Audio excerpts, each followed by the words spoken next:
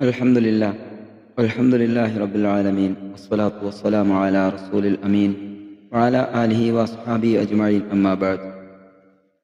أعوذ بالله من الشيطان الرجيم. بسم الله الرحمن الرحيم. إنا أعطيناك الكوثر فصل لربك وانحر إن شانئك هو الأبتر. يا സുഹൃത്തുക്കളെ, അസ്സലാമു അലൈക്കും. നമ്മുടെ ജീവിതത്തിൽ ഒരുപാട് അനുഗ്രഹങ്ങൾ ലഭിക്കുമ്പോൾ നമ്മൾ എന്താണ് ചെയ്യേണ്ടത്? ചിലരെങ്കിലും അതെല്ലാം സ്വന്തം കഴിവായി കാണും. എന്നാൽ ഒരു വിശ്വാസിയെ സംബന്ധിച്ചിടത്തോളം ഓരോ അനുഗ്രഹവും അള്ളാഹുവിൻ്റെ ഔദാര്യമാണ്.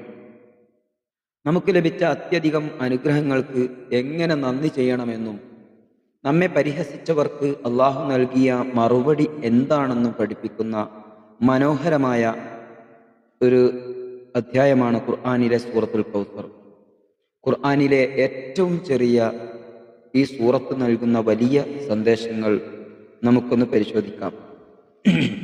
സൂറത്ത് തുടങ്ങുന്നത് ഇന്ന അഅ്തൈനാക്കൽ കൗസർ, തീർച്ചയായും നാം നിനക്ക് ധാരാളം അനുഗ്രഹങ്ങൾ നൽകിയിരിക്കുന്നു എന്ന ആയത്തുകൊണ്ടാണ്. എന്താണ് ഈ കൗസർ? കൗസർ എന്നാൽ അത്യധികം അനുഗ്രഹങ്ങൾ എന്നാണ് അതിനർത്ഥം. നബി സല്ലല്ലാഹു അലൈഹി വസല്ലമക്ക് അള്ളാഹു നൽകിയ അനുഗ്രഹങ്ങൾ അനവധിയാണ്. അതിൽ പ്രധാനപ്പെട്ട ചില അനുഗ്രഹങ്ങൾ, ലോകാവസാനം വരെ സന്ദേശം എത്തിക്കാനുള്ള റസൂലായി അള്ളാഹു മുഹമ്മദ് നബിയെ നിയോഗിച്ചു എന്നതാണ്. മറ്റൊന്ന്, ലോക ജനതയ്ക്ക് മുഴുവൻ മാതൃകാ പുരുഷനാക്കി എന്നതാണ്. പ്രവാചകൻ മുഹമ്മദ് നബി സല്ലല്ലാഹു അലൈഹി വസല്ലമയിലൂടെ അന്ത്യനാൾ വരെ നിലനിൽക്കുന്ന വിശുദ്ധ ഖുർആൻ നൽകി അനുഗ്രഹിച്ചു. മറ്റൊന്ന്, ശത്രുതക്കിടയിലും ഉറച്ചു നിൽക്കാനുള്ള കരുത്ത് നൽകി. ഇതിനെല്ലാം പുറമെ പരലോകത്ത് നബി സല്ലല്ലാഹു അലൈഹി വസല്ലമക്ക് ലഭിക്കുന്ന പ്രത്യേക സ്ഥാനമാനങ്ങളും കൗസർ എന്ന തടാകവും ഇതിൽ ഉൾപ്പെടുന്നു. അള്ളാഹുവിൻ്റെ സഹായവും അനുഗ്രഹങ്ങളും എപ്പോഴും കൂടെയുണ്ടെന്ന് പറഞ്ഞ് നബി സല്ലല്ലാഹു അലൈഹി വസല്ലമയെ സമാധാനിപ്പിക്കാനാണ് ഈ ആയത്തുകൾ അവതരിപ്പിച്ചിരിക്കുന്നത്. അനുഗ്രഹങ്ങൾ ലഭിക്കുമ്പോൾ നമ്മൾ നന്ദി കാണിക്കേണ്ടതുണ്ട്. അത് എങ്ങനെയാവണം എന്ന് അള്ളാഹു പഠിപ്പിക്കുന്നു, അല്ലെങ്കിൽ അള്ളാഹു കൽപ്പിക്കുന്നു.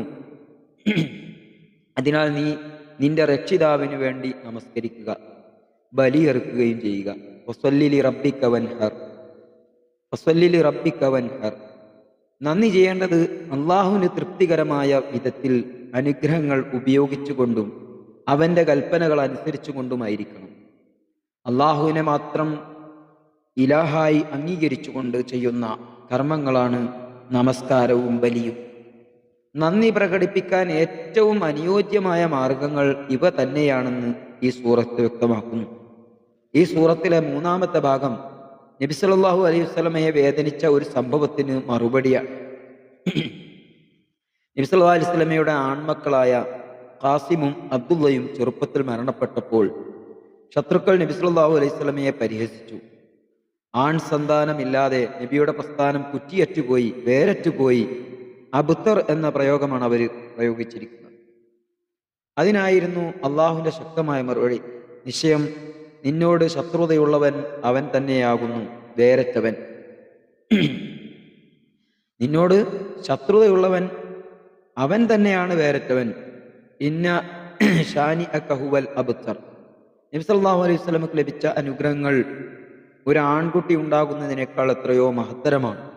ലോകാവസാനം വരെ നബിയുടെ മാതൃക പിന്തുടരുന്ന കോടിക്കണക്കിന് അനുയായികളിലൂടെ അദ്ദേഹത്തിൻ്റെ സൽപ്പേര് നിലനിൽക്കുകയും എന്നാൽ നബിയെ എതിർത്തവരുടെ വികല വിശ്വാസങ്ങളും അവരും അധികം താമസിയാതെ ഇല്ലാതാകുമെന്നും അള്ളാഹു ഇവിടെ പ്രവചിക്കുകയാണ്. ഈ പ്രവചനം നബിയുടെ കാലത്ത് തന്നെ പുലരുകയും ചെയ്തു.